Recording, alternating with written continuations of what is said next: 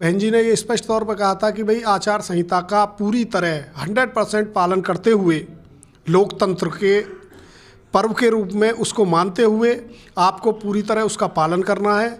और रही बात मेरे जन्मदिन की, जन्मदिन पहले भी आप लोग धूमधाम से मनाते रहे हो, आगे भी मनाओगे, लेकिन इस बार हमको चूँकि लोकतंत्र के हिस्सा हैं तो हमको लोकतंत्र को ध्यान में रखते हुए हमने कोविड की गाइडलाइन को ध्यान में रखते हुए और जो चुनाव आयोग की रोक है उसको ध्यान में रखते हुए जन्मदिन मान्य बहन जी का अपने कार्यालय पे, अपने घर पर जन्मदिन मेरा मना अपने स्तर से जूम मीटिंग के जरिए और वर्चुअल मीटिंग के जरिए हमने संगठन के लोगों से वार्ता की है। तो हम उसमें पूरी तरह से संगठन हमारा खरा उतरा है, सब लोग बिल्कुल कार्यकर्ताओं को तैयार हैं। कार्यकर्ता बहुत उत्साहित हैं क्योंकि नई टेक्नोलॉजी है। तो कार्यकर्ता भी चाहते हैं कि किसी ना किसी रूप में हम नए तरीके को अपना रहे हैं, तो अगर वो नहीं सही तो इस तरीके पर बड़े मजबूती के साथ काम।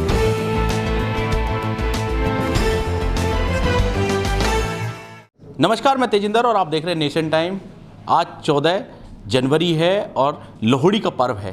कल 15 जनवरी है और बहन जी यानी बीएसपी प्रमुख मायावती का जन्मदिन है और इसको लेकर बसपा कार्यकर्ताओं में एक खासा उत्साह नज़र आता है और हर बार उनका जन्मदिन बड़ी धूमधाम से मनाया जाता है। लेकिन इस बार कोविड प्रोटोकॉल का ध्यान रखते हुए मायावती ने कुछ अपील की अपने कार्यकर्ताओं से, और वो अपील क्या है हम बात करेंगे आज गौतम बुद्ध नगर के जिलाध्यक्ष से और उनसे जानेंगे कि आखिर अब की बार जो बहन जी का जन्मदिन है वो किस तरह का मनाया जाएगा और इसको लेकर कोविड प्रोटोकॉल के नियमों का कैसे पालन किया जाएगा।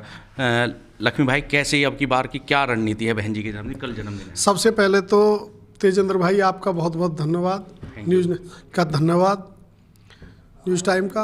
बाकी रही बात जो बहन जी के जन्मदिन की है, उससे पहले मैं जाने से पहले बहन जी के जन्मदिन पर आज लोहड़ी का त्यौहार है, तो मैं सभी क्षेत्रवासियों को, देशवासियों को लोहड़ी की बधाई शुभकामनाएं देता हूं कि कोविड की गाइडलाइन का पालन करते हुए सब लोग लोहड़ी को धूमधाम से मनाएं और कोविड का ध्यान रखें, सब लोग अपना ध्यान रखें।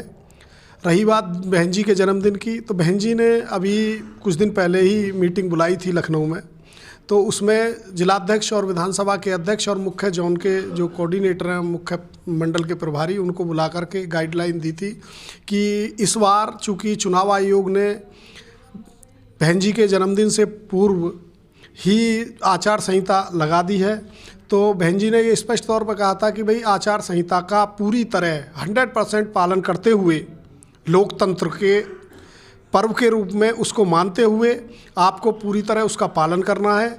और रही बात मेरे जन्मदिन की, जन्मदिन पहले भी आप लोग धूमधाम से मनाते रहे हो, आगे भी मनाओगे, लेकिन इस बार हमको चूँकि लोकतंत्र के हिस्सा हैं तो हमको लोकतंत्र को ध्यान में रखते हुए हमने कोविड की गाइडलाइन को ध्यान में रखते हुए और जो चुनाव आयोग की रोक है उसको ध्यान में रखते हुए जन्मदिन मान्य बहन जी का अपने कार्यालय पे, अपने घर पर जन्मदिन मेरा मनाएं।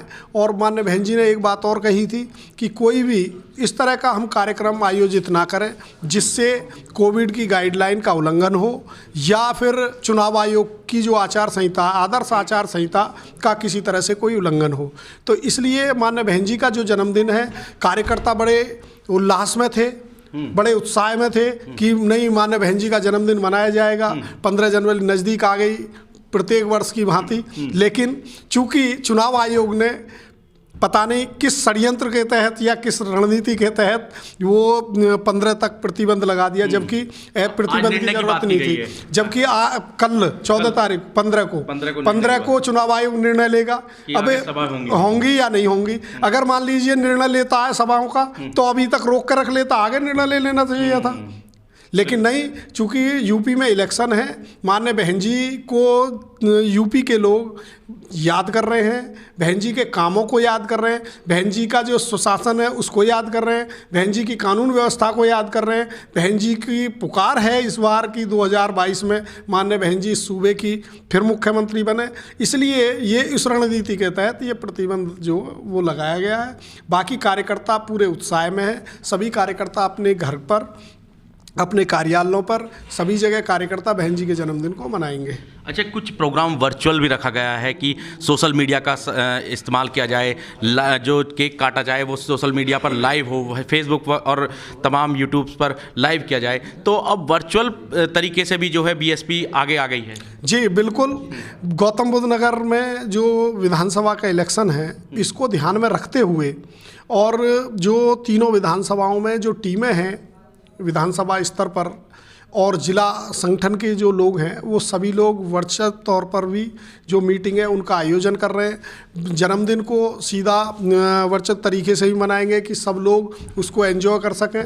तो ऐसी सारी जो रणनीति है वो सभी बनाई गई हैं और उस पर सब पर ही काम चल रहा है। और कल जन्मदिन बहन जी का बड़े धूमधाम के साथ मनाया जाएगा, वर्चुअल मीटिंग के साथ भी, और वैसे भी अपने घरों पर सभी कार्यकर्ता मनाएंगे। और मैं आपसे, और चूँकि कल बहन जी का जन्मदिन है तो इस मौके पर मैं बहन जी को अपनी तरफ से, पूरे ज़िले की तरफ से, पार्टी संगठन की तरफ से लंबी उम्र की कामना करते हुए और ये ऐसी उम्मीद विश्वास के साथ कि माननीय बहन जी को ये कामना करते हुए कि माननीय बहन जी 2022 में 5वीं बार मुख्यमंत्री बने और माननीय बहन जी को ये जन्मदिन का हम लोगों जनता की तरफ से एक तोहफा भी हो, तो ऐसी उम्मीद विश्वास के साथ सभी लोगों का धन्यवाद भी करेंगे। तो और आपका कोई जवाब क्वेश्चन हो तो आप। मेरा सवाल ये था कि जिस तरह से अगर चुनाव आयोग क्योंकि कल फैसला आना है चुनाव आयोग का कि रैलियां होंगी या नहीं होंगी, अगर रैलियां नहीं होंगी तो वर्चुअल, जाहिर तौर पर वर्चुअल रैलियां होंगी, और वर्चुअल को लेकर कितनी तैयारी है आपकी, क्योंकि आपका पूरे जो तीनों विधानसभाएं हैं उन पर सबसे पहले टिकट जो है वो घोषित हुए हैं, प्रत्याशी घोषित हो गए हैं, तो क्या तैयारियां उनको? वर्चुअल मीटिंग को लेकर के हमारी विधानसभा स्तर पर जीतने के लिए, विधानसभा जीतने के लिए चुनाव आयोग का फैसला जो भी आए हम उसका स्वागत करेंगे। हमारी नेता ने भी स्वागत करा है, तो हम लोग स्वागत करेंगे जो भी फैसला आएगा। उसी की गाइडलाइन के अनुसार अगर वर्चुअल मीटिंग को चुनाव आयोग कहता है कि वही करें क्षेत्र में, तो हम लोग उसकी तरह पूरी तरह तैयार हैं। हमारी टीमें बिल्कुल रेडी हैं।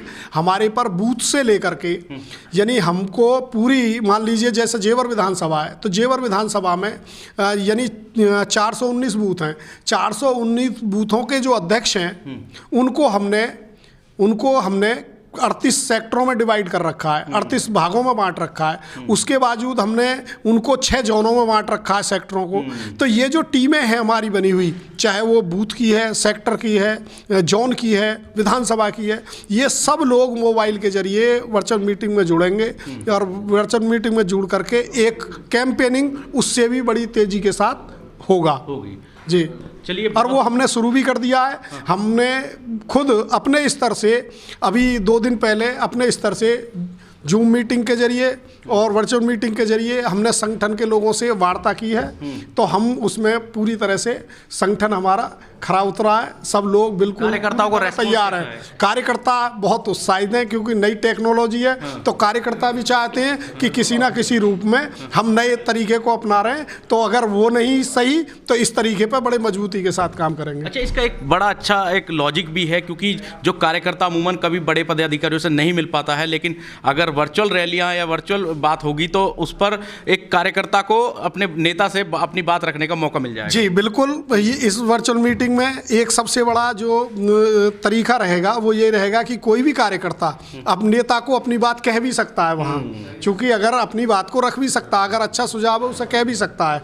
तो इसलिए ये चीज़ जो होगी ये एक कार्यकर्ता के लिए बहुत अच्छा मौका मिलेगा। वो अपनी बात रख देगा और नेता के जरिए फेस टू फेस सामने से नज़दीकी से देख भी सकता है और बात भी कर सकता है। बहुत बहुत तो ये धन्यवाद आपका, बहुत बहुत थैंक यू।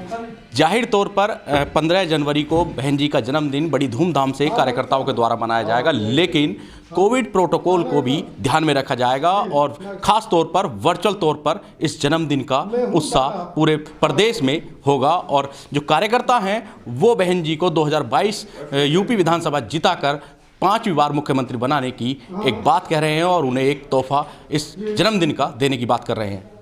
गौतम बुद्ध नगर से तेजिंदर सिंह, नेशन टाइम। इस वीडियो में कही गई सभी बातें वक्ता की अपनी राय है, जिसकी पुष्टि हम या हमारा चैनल नेशन टाइम नहीं करता।